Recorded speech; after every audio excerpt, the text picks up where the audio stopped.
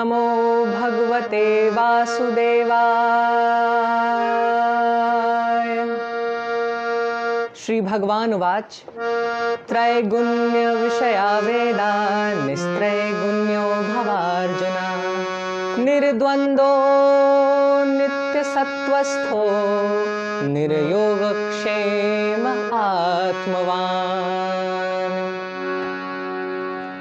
हे अर्जुन, वेद उपर्युक्त प्रकार से तीनों गुणों के कार्य रूप समस्त भोगों को एवं उनके साधनों का प्रतिपादन करने वाले हैं।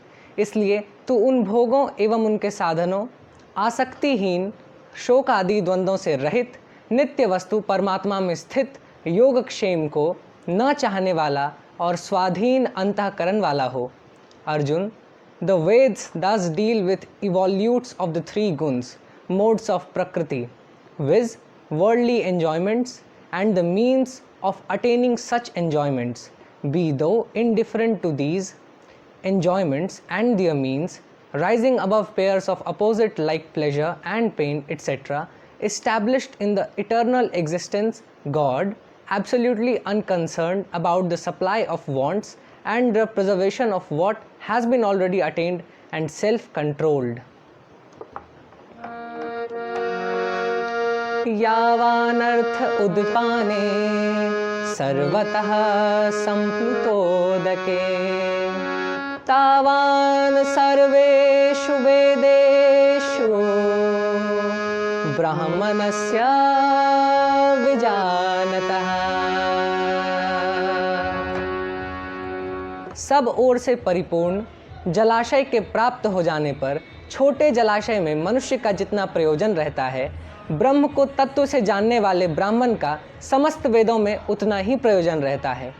A Brahman who has obtained enlightenment has the same use for all the Veds as one who stands at the brink of a sheet of water flowing on all sides has for a small reservoir of water.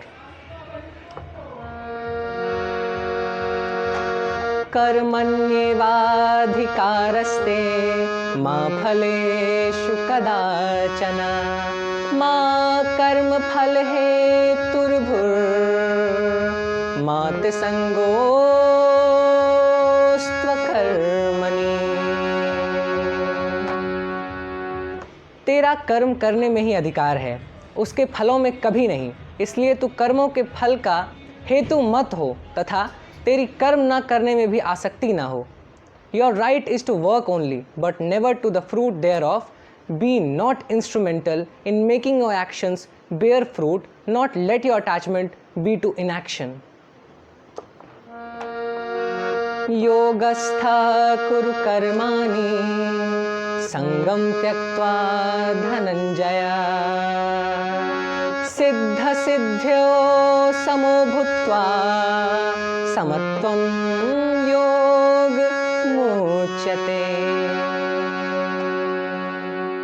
हे धनंजय, तू आसक्ति को त्याग कर तथा सिद्धि और असिद्धि में समान बुद्धि वाला होकर योग में स्थित हुआ कर्तव्य कर्मों को कर, समत्व ही योग कहलाता है। Arjun, perform your duties established in yoga, renouncing attachment and even tempered in success and loss. Evenness of temper is called योग। दूरेन ह्यवरं कर्म बुद्धियोगात् धनंजय बुद्धौ शरणमन्विच्छ कृपणाः फलहेतवः। इसका समत्व रूप बुद्धि योग से सकाम कर्म अत्यंत ही निम्न श्रेणी का है। इसलिए हे धनंजय, तू समबुद्धि में ही रक्षा का उपाय ढूंढ, अर्थात बुद्धि योग का ही आश्रय ग्रहण कर, क्योंकि फल के हेतु बनने वाले अत्यंत दीन होते हैं। Action with a selfish motive is far inferior to this yoga in the form of equanimity. Do you seek refuge in this equipoise of mind, Arjun? For poor and wretched are those who are instrumental in making their actions bear fruit. बुद्धियुक्तो जहातिह उभे सुकृत दुष्कृते तस्माद्योगाय युज्यस्व योगः कर्मसु कौशलम्। कौशलम्। समबुद्धि युक्त पुरुष पुण्य और पाप दोनों को इसी लोक में त्याग देता है, अर्थात उनसे मुक्त हो जाता है। इससे तू समत्व रूप योग में लग जा। यह समत्व रूप योग ही कर्मों में कुशलता है, अर्थात कर्म बंधन से छूटने का एकमात्र उपाय है। Endowed with equanimity, one sheds in this life both good and evil. Therefore, strive for the practice of this yoga of equanimity. Skill in action lies in the practice of this yoga. कर्मजं बुद्धियुक्ता हि फलं त्यक्त्वा मनीषिणः जन्मबन्ध विनिर्मुक्ताः पदं गच्छन्त्यनामयम्।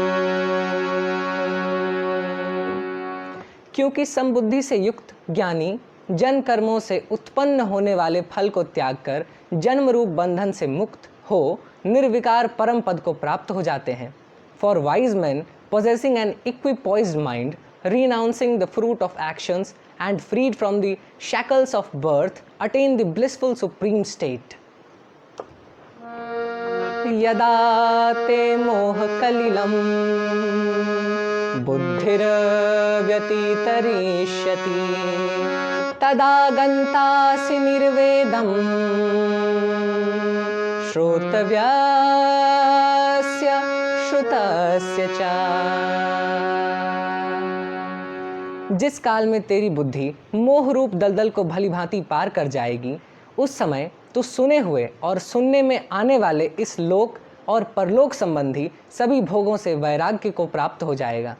When your mind will have fully crossed the moor of delusion, you will then grow indifferent to the enjoyments of this world and the next that have been heard of as well as to those that are yet to be heard of.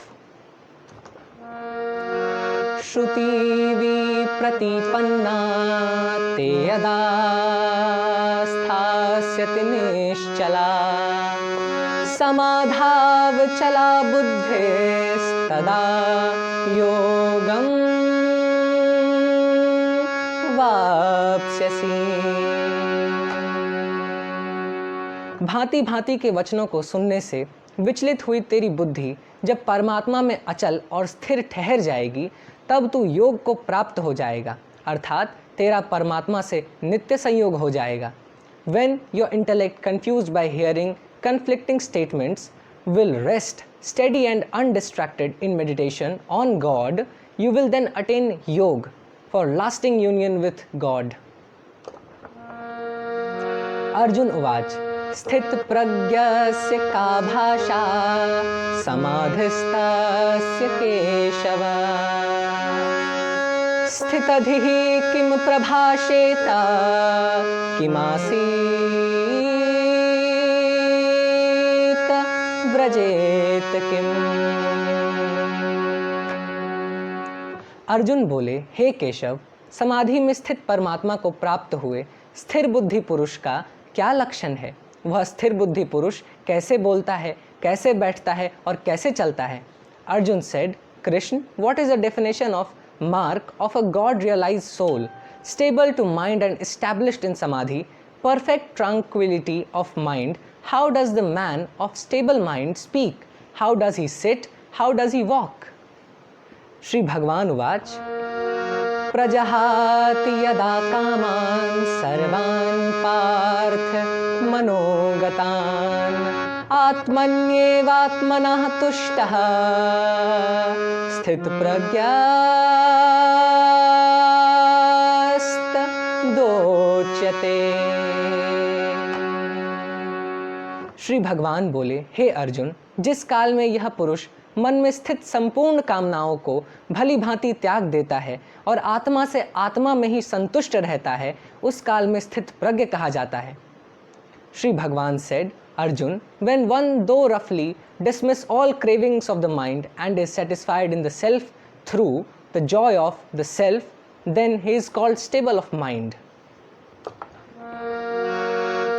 दुखेष्वनुद्विग्नमनाः सुखेषु विगतस्पृहः वितराग भय क्रोधः स्थित धीर निरुच्यते। दुखों की प्राप्ति होने पर जिसके मन में उद्वेग नहीं होता, सुखों की प्राप्ति में जो सर्वथा निष्प्रिय है तथा जिसके राग, भय और क्रोध नष्ट हो गए हैं, ऐसा मुनि स्थिर बुद्धि कहा जाता है। The sage whose mind remains unperturbed amid sorrows, whose thirst for pleasure has altogether disappeared, and who is free from passion, fear and anger is called stale of mind. यः सर्वत्रानभिस्नेहः तत्प्राप्य शुभाशुभम् नाभिनन्दति न द्वेष्टि तस्य प्रज्ञा प्रतिष्ठिता। जो पुरुष सर्वत्र स्नेह रहित हुआ उस शुभ या अशुभ वस्तु को प्राप्त होकर न प्रसन्न होता है और न द्वेष करता है, उसकी बुद्धि स्थिर होती है। He who is unattached to everything and meeting with good and evil neither rejoices nor recoils, his mind is stable. यदा संहरते चायं कूर्मोऽङ्गानीव सर्वशः इन्द्रियाणीन्द्रियार्थेभ्यस्तस्य प्रज्ञा प्रतिष्ठिता। जैसे कछुआ अपने सब अंगों को समेट लेता है, वैसे ही जिसने अपनी सब इंद्रियों को हटा लिया है, उसकी बुद्धि स्थिर हो जाती है। When, like a tortoise which draws in its limbs from all directions, he withdraws his senses from the sense objects, his mind should be considered as stable.